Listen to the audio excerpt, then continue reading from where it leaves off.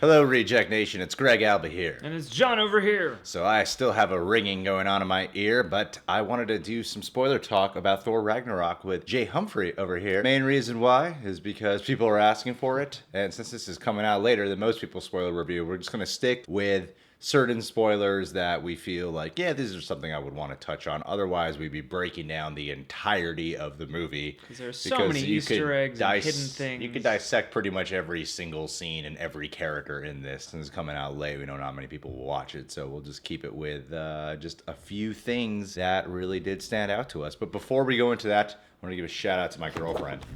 Her name is Girlfriend, Greg's girlfriend. She gave me this Thor Ragnarok poster. It's pretty sweet. Got it from Comic-Con. Yay!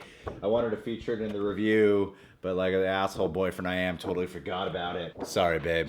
Hope you still do pleasurable things to me. Ragnarok me in the bed, you know what I'm saying? Ragnarok me like a hurricane. The only reason I want to do the spoiler talk too is because I say in our non-spoiler that I have like nitpick issues. Because these things didn't ruin the film for me. Yeah, They're just things I would have later. liked to have seen. The only real nitpick I had was how they handled Thor's old team and how they killed off pretty much everyone except for the girl because she couldn't be around to be in the movie. Yeah, she's not even there at all. Because they're kind of just treated like characters we were never supposed to care about. Yeah, they're sort of dispatched unceremoniously. They both take a couple knives to the torso and they're gone.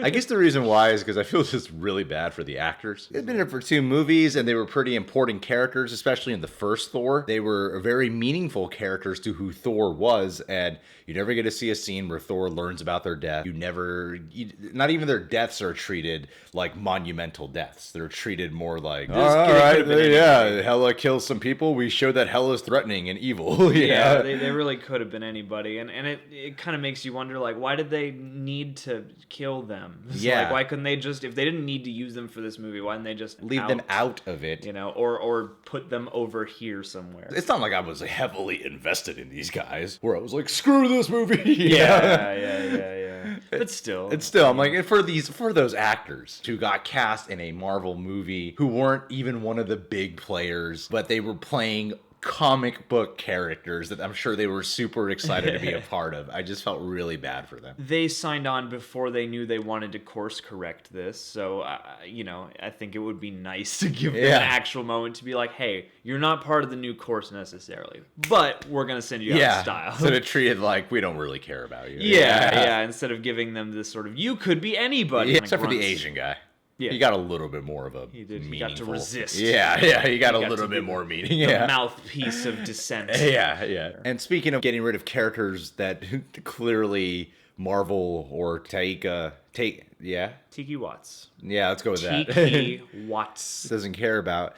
Was getting rid of Natalie Portman's character. I didn't mind that. I felt there should have been a little bit more of an acknowledgement to it. I get they're rebranding Thor and they're redefining it. They're making it less space opera Shakespearean thing. Yeah, less of a serious fantasy epic and more, canning the whole love story between Thor and Jane. If you follow any news articles, it's pretty obvious Natalie Portman doesn't like being involved in the Marvel films. I feel like if anyone should have had a monumental, like, let's write them out, it should have been Thor's old team. It's just kind of a funny line they had about them breaking up and didn't really seem to have an impact on Thor when the whole reason he seemed to care about Earth was because of Jane. If you're actually paying attention, it is a little perturbing. Yeah, she's just not there. There's one line and that's about it. And, given that we've spent 2 movies on that romance, I get you. Like, we should tie it together somehow. Yeah, like, show that he was a little heartbroken by it. Yeah, that it affected him in any way. Yeah, because I've heard the complaint by several people being like, there's too much comedy in this film, which I don't agree with. I'm like, I don't think there's too much comedy in this film. If it's not what you want, I get it. I feel like that specific scene when Loki and Thor are talking about them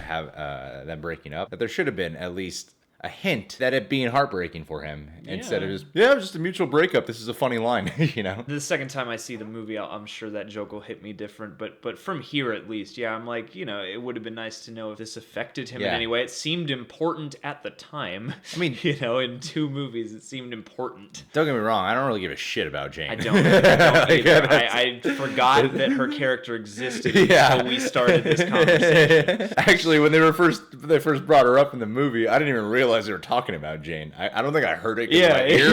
yeah.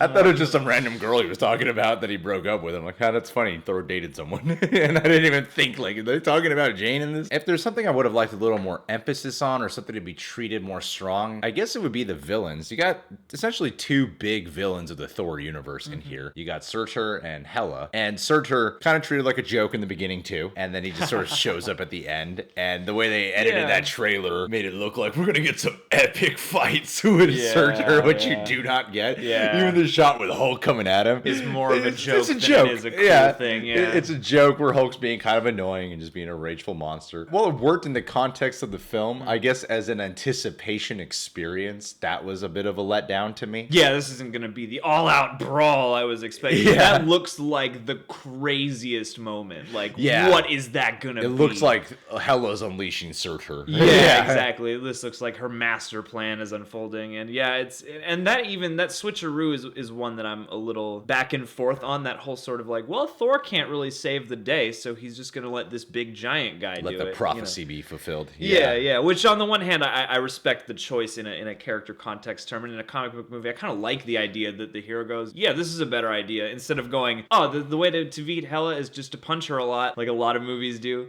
I thought that was kind of cool, but at the same time, you're like, oh, so you guys are just going to take care of each other. We're going to get on the ship. You know what I like about what Marvel does? They're willing to destroy established environments. They destroyed S.H.I.E.L.D. in Winter Soldier. They destroy Asgard here. The planet, at least, Asgard. The realm itself. And I didn't mind Asgard being destroyed. They're more willing to destroy places than they are willing to kill characters. And that's a sacrifice in some way. If anything, I felt the feeling of Asgard being gone more than any of the characters being gone, like Thor's team and Jane being gone. I'm like, oh, they're home. The place that's endured for so long, and we've heard so much now about. They're on a Star Trek adventure. Now they just live in this spaceship. I did like Hela a lot in the film when she's on screen. I did like it. There is that point, though, when Thor gets the idea of, oh, Banner left his ship here. We should break out, pull off some great escape mission here.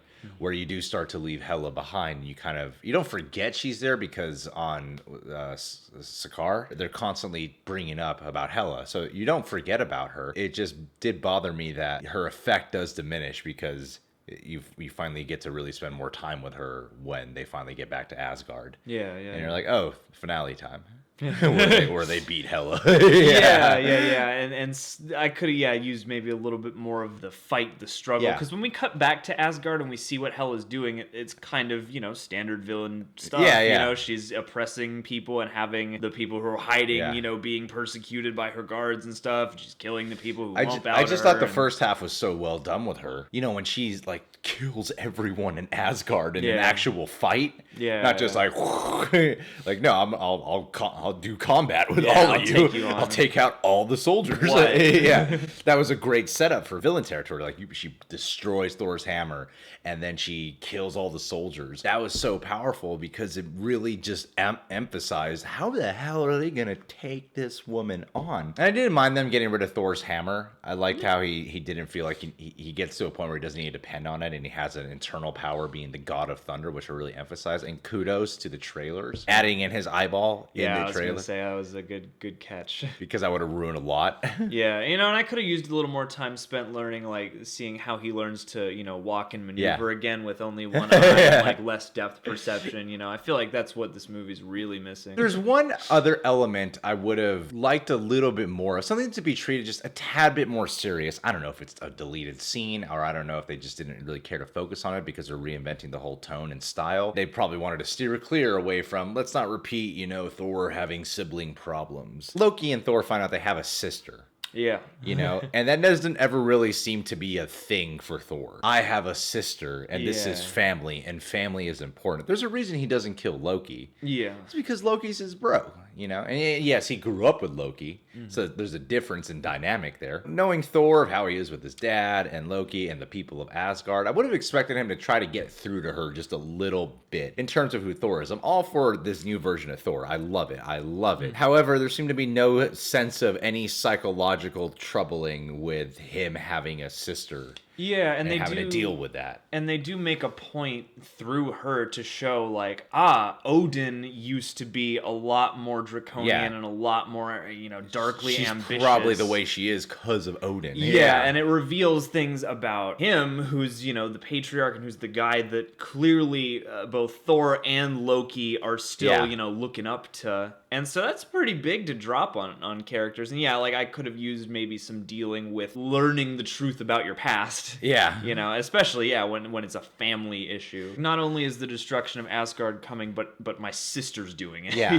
Because I think the movie is fantastic. I said in our non-spoiler review, it's one of my favorite MCU movies. It's definitely one of the ones I've enjoyed the most easily. And I wouldn't say there's too much comedy in it. I just think there should have been maybe 5 to 10 extra minutes devoted to a little bit of trouble. Emotional troubling in certain situations. That's it. That's all I really care about. Yeah, I just could have I could have used a couple more scenes where Hela is being truly diabolical. Yeah. Because I liked cutting to her and watching her and Scourge kind of get to know each other. I thought that was cool. But, I could have used a little more temperance there, a little more reason to hate her. Because I just kind of enjoyed watching her. Yeah. And maybe give the rest of the movie. I liked that they played with the dynamics. It wasn't just 100% comedy all the way through. They did take some quieter moments, some more Odin moments. was specifically that moment, yeah. Yeah, but, especially with the context and how much Ragnarok means, I could have used, maybe a couple more scenes just going, oh man, this is serious, right? But yeah, no, I really do love this movie. And, I had a great time. Watching this. And I guess we'll call this video our few issues with Thor Ragnarok. Spoilers and a few nitpicks. Yeah. What issues did you have with Thor Ragnarok, if any? Subscribe to The Real Rejects. Click that notification bell. Follow John Humphrey on Twits and Instagram. Go check out our Patreon. Become a Patronaject today. Jump on it.